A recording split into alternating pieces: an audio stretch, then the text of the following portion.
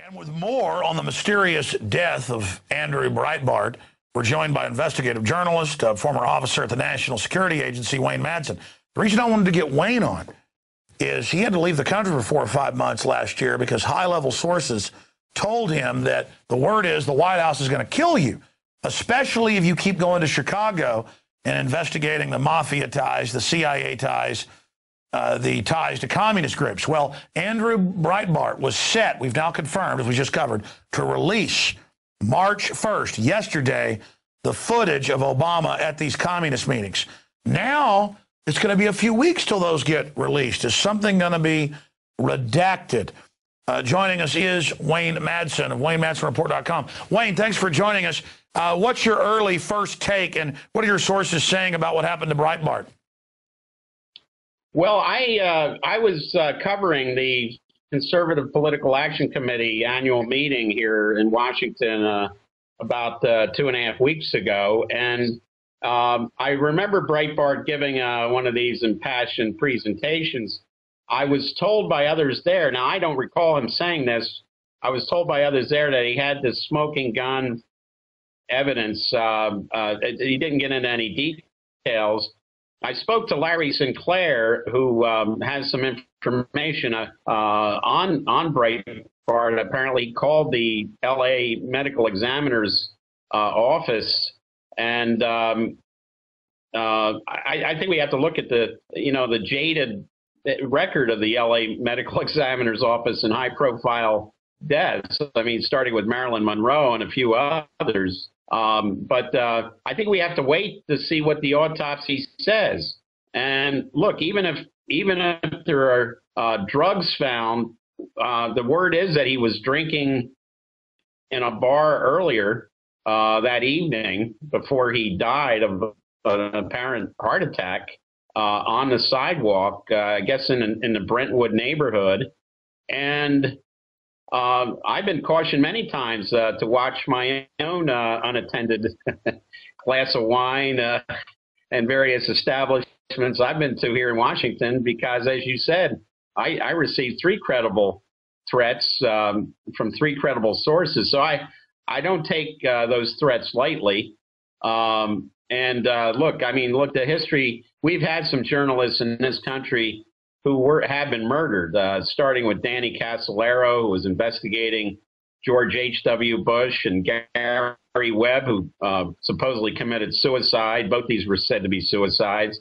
Gary Webb had done a seminal work on the whole CIA cocaine importation business in this country. So, I don't take the fact that journalists who may be on the verge of something dying suddenly, I say let's wait for the evidence. Well, I know this kind of, alternative Republican muckrakers like Michael Savage are hiding out, do have bodyguards. I knew this from private sources that never mentioned it, but now Savage has talked about the fact that he warned Breitbart when he met with him a few years ago to get bodyguards. The fact that I've talked to some other people close to Breitbart and that, they're concerned and think that this was some type of killing. I mean, look at what Obama's doing, the people that blackmail him. He's stealing trillions of dollars and giving it in special contracts to people. And we know the Republican and Democratic power structure fight with each other over the levers. We know Obama ran Fast and Furious, all these other criminal operations. So I think we'd be foolish not to look at this suspiciously. But yeah, he could have died of drugs, heart attack, whatever. The fact that it's the day he's saying he's going to release this stuff, and then now it hasn't been released, that just sends up big red flags for me.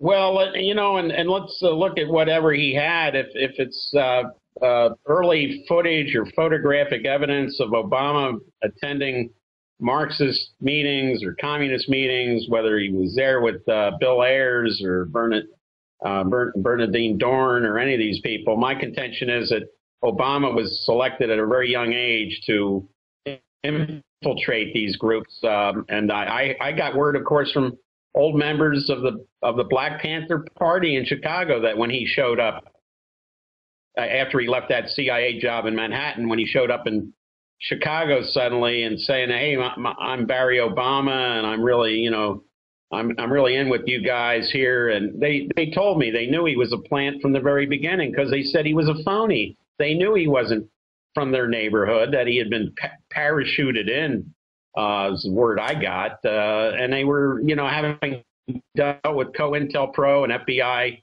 infiltrators for years, they were very suspicious of him. So I think this has to be, this report, if true, has to be looked at in context that Obama was, basically chosen to infiltrate these various groups because of his own background. Half African American, had a Indonesian stepfather, attended a Muslim school in Jakarta. So, this was the perfect candidate for that. He's been an operative most of his life and lived around it.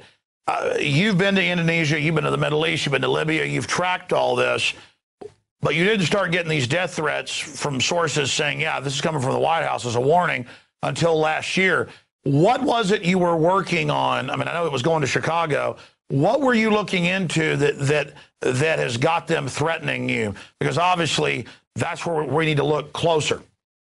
Yeah, well, it wasn't the story that, of course, Larry Sinclair advanced about his, at least his bisexuality.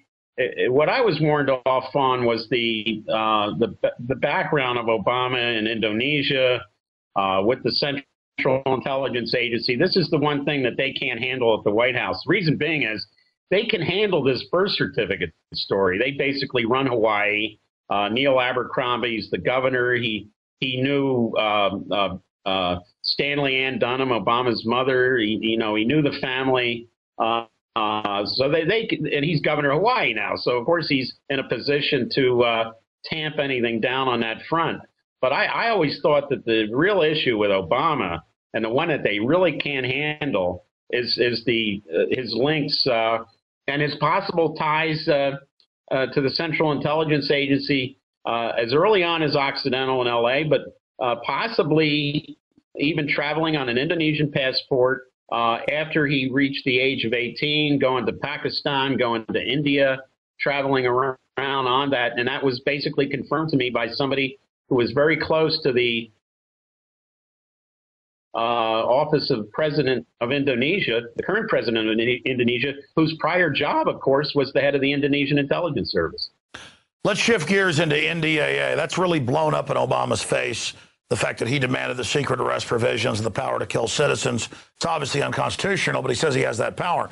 Now he's saying he won't enforce it and has signed this executive directive to the bureaucracies. But when you have a president seeking the power to kill citizens, even in America, and then his political enemies start dying mysteriously, that pretty much convicts him right there that he was seeking this power. I mean, could we see the implementation of NDAA taking place? We saw Judge Andrew Napolitano, who was anti-war and anti-Republican and Democratic establishment, with some of the highest ratings on Fox Business, fired. We saw the same week Buchanan fired. And he said he was told, don't criticize the war, don't criticize what Israel's doing. So I'm seeing a purge, and I've talked to high-level people in the media who've been told, leave Obama alone.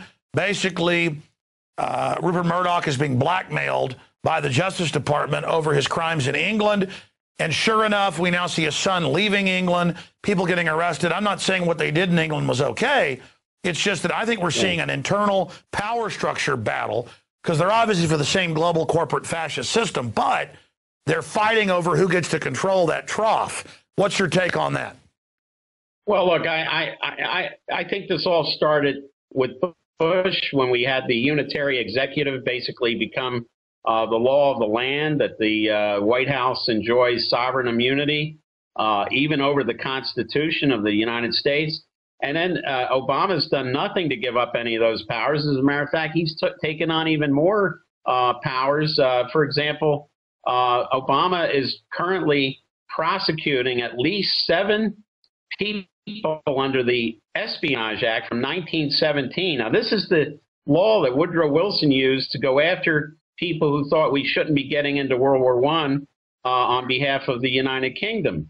and it was, of course, it was upgraded in 1948 by Senator Pat McCarran. Of course, it was the McCarran Act was finally passed in 1950, and that had to do with further establishing the national security state during the Alger Hiss investigation. So what we have are a Cold War and a World War I law being used now to stifle people in the government from reporting wrongdoing to journalists, and we still have the government trying to put a New York Times reporter in jail for not going before a grand jury to reveal his sources, Jim Risen.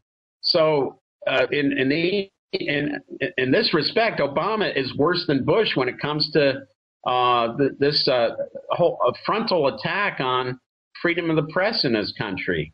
Now, would they go the extra mile and start doing things to journalists or bloggers or anyone else who they find is a threat? I'm still of an open mind, because I received 3 credible threats, and I took seriously. So I would not put it past them to do that. But I think we have to wait before we start saying anything else. Let's wait to see what the LA Medical Examiner's Office has to say. Sure, but again, I go back to that point that I made right as you were coming on. The fact that within 2 hours or a little bit less of him being announced dead, they were saying natural causes, nothing to worry about, move along, move along. And any other time I've seen it, like with Gary Webb or other cases you mentioned, when they do kill somebody, they immediately announce that it was suicide or natural causes when there is foul play. I'll tell you, I was almost as surprised to hear who his father-in-law was, Orson Bean, the old panelist on To Tell the Truth, who I think was one of the first people who indicated that it might have been from natural causes. But I frankly thought that Orson Bean had died years ago. So I was almost as surprised about that in this case. I mean, it's very bizarre. And wasn't Orson Bean even blacklisted back during the Red Scare? Yeah. He was an aspiring actor in Hollywood who was accused of attending Communist Party meetings. Okay, so here we go full circle, and he was sort of blacklisted in the 50s. So his career really had to do with appearing on, as a panelist on To Tell the Truth in the Match Game with, Bud Collyer and Gene Rayburn. Beyond bizarre. Now, I always love the wild card here because we don't do pre-interviews with you, obviously.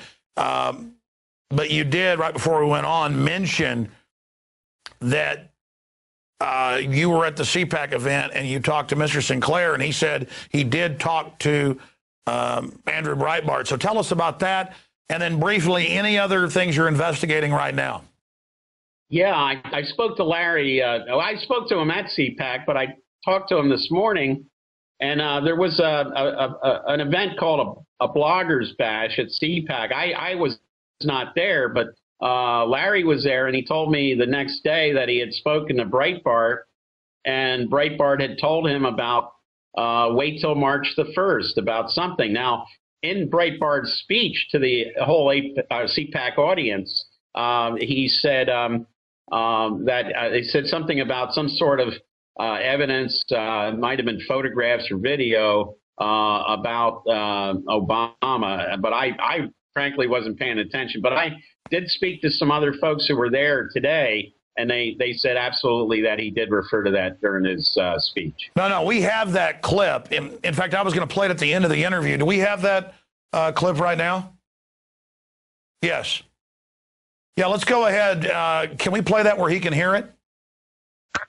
Okay, great. Yeah, no, here's the clip. In fact, we put this out yesterday morning. We dug up where he told 3 different sources, yeah, I'm going to release the communist stuff on March 1st. Obama's going to really not like this. We're going to take him down. So, yes, he did indeed say and do that, Wayne. Here is that clip of him at CPAC.